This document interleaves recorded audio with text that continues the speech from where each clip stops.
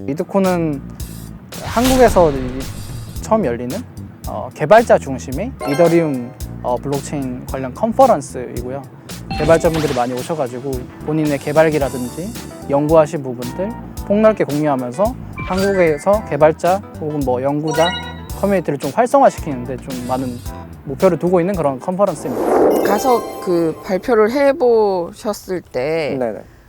분위기나 아니면 이제 발표한 것에 대한 피드백은 좀 어떤 편이었어요? 그것도 뭐 블록체인 컨퍼런스이기 때문에 전반적인 분위기는 어느 정도 비슷했는데 아무래도 이더리움 커뮤니티 쪽에서는 꽤 규모가 있던 컨퍼런스이기 때문에 일단 전반적인 규모는 일단 좀 더 훨씬 더 컸다고 보이고요. 암호경제학용 모델링 언어, 암호경제학이 상당히 복잡한데 그걸 어떻게 시각화시킬 수 있는지 그러한 방법에 대해서 발표를 했었거든요.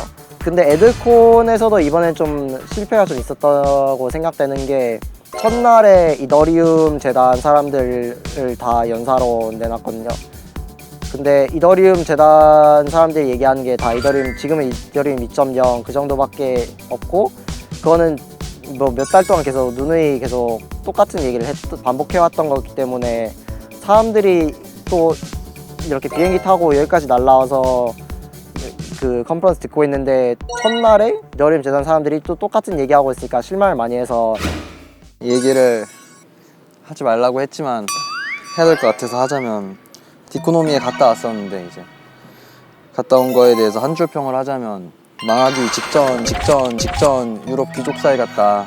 발표를 하는 데 있어서도 색다른 그런 것들은 없었던 것 같아요. 디코노미가 끝난 그날 새벽에 저랑 이제 찬유님이랑 안드레아스가 이제 와가지고 새벽에 같이 얘기를 나누는 시간이 있었어요. 프라이빗하게 했었던 그 미드업에서는 조금 더 그 질문도 많이 받았고 사람들이랑 얘기를 하는 시간이 되게 많이 있었거든요.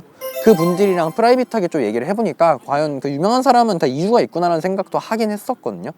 그럼에도 불구하고 그 분들의 어떤 전체적인 그런 능력 같은 거를 일반 나머지 사람들도 같이 나누지 못했다는 거에 대해서 조금 아쉬웠고 그래서 다음에는 조금 더 괜찮게 기획을 할 수 있지 않을까라는 생각을 했었어요. 이런 행사들이 있었다고 할 때 각 세션에서 어떤 이야기가 오갔는지는 기사로 정리해서 나오거든요.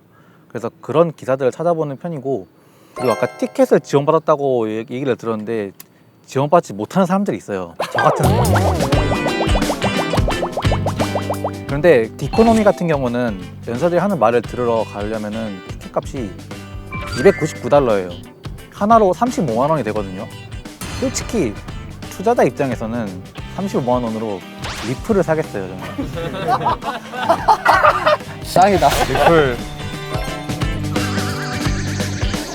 가봤거나 경험했던 미드업들은 그러니까 저녁 식사 모임 같은 미드업도 있었고 뭐 기술적으로 뭘 질문을 해도 오늘은 이제 그 앉아 계신 분들이 블록체인을 잘 모르시니까 그건 넘어가겠다. 그런 미드업들에 이제 학회들이 굉장히 초대를 많이 받았었거든요.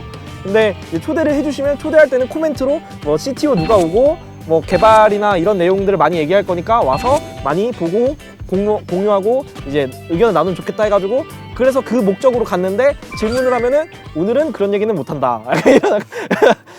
그럼 이들이 왜 초대할까를 이제 뒤에 배경을 좀 살펴보면 대부분의 많은 미드업들은 머릿수를 채우기 위한 미드업이었던 것 같아요. 저도 이제 천이 형처럼 되게 컨퍼런스 예전에 좀 초대도 받고 했었는데 사실 저희 학교원들 막 공짜 티켓 뭐 8만 원 상당의 저녁 식사 제공 혹은 뭐 막 무슨 4성, 5성급 호텔에서 열려가지고 호텔 뷔페 먹고 이런 식으로 되게 겉멋은 되게 있는데 막상 가보면은 저는 들어가지고 이게 뭐지 하면서 제가 기대했던 게 아니었어요. 처음 갔을 때 되게 좀 충격받았었는데 제가 생각했을 때 이제 조금 더 문제라고 생각하는 건 저널이나 학회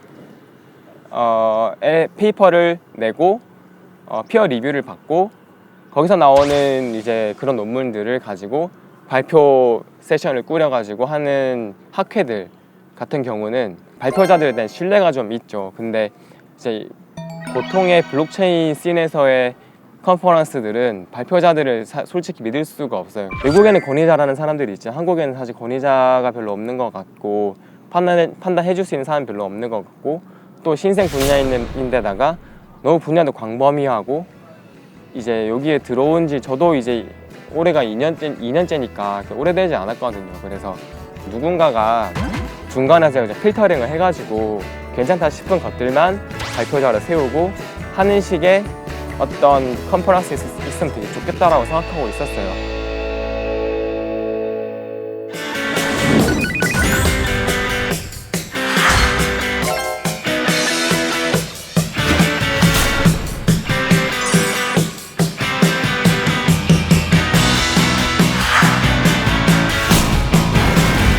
의견 차이가 나는 거라고 생각을 하는데 아쉽네. 저희를 도와주고 계신 것 같아요. 고유의 권한이라고 확신하는 부분입니다. 뭔지 아세요? 몰라요.